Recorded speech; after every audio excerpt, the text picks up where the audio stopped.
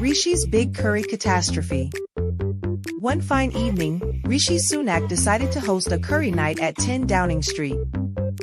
He wanted to prove to his colleagues that, despite his polished image, he could still whip up a proper, spice-laden, home-cooked meal. "I'll make my grandmother's famous chicken curry," he declared confidently to his staff. "How hard can it be?"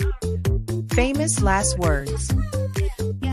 As it turned out, Rishi's cooking skills were about as strong as the British economy during a financial crisis. The moment he stepped into the kitchen, disaster struck. First, he mistook cinnamon for chili powder, creating a nuclear-level spice explosion that made the entire room uninhabitable for 10 minutes. Then, he tried to multitask, chopping onions while FaceTiming his wife, and ended up setting a kitchen towel on fire. The smoke alarm blared. Security burst in, expecting an emergency, only to find Rishi frantically fanning the air with a spatula. "It's just a slight miscalculation," he coughed.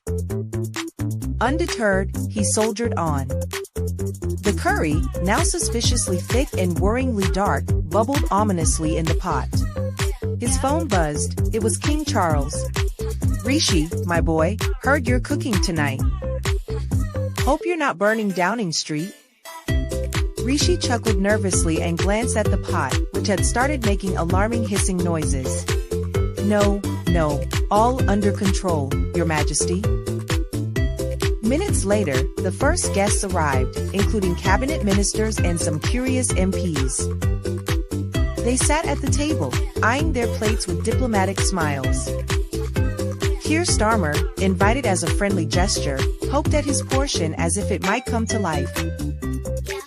Liz Truss took a bite, turned red, and started fanning her mouth.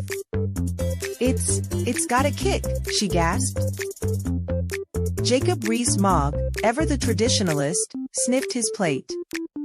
"Are you certain this is food, Prime Minister?" Boris Johnson, who had mysteriously invited himself, took one mouthful and immediately reached for his pint. "Cor blimey, mate. Have you weaponized the British curry industry?" In the end, everyone ordered fish and chips. Rishi sat, staring at his untouched plate, as his wife patted his shoulder. "Well," she said kindly, "at least you didn't crash the economy this time."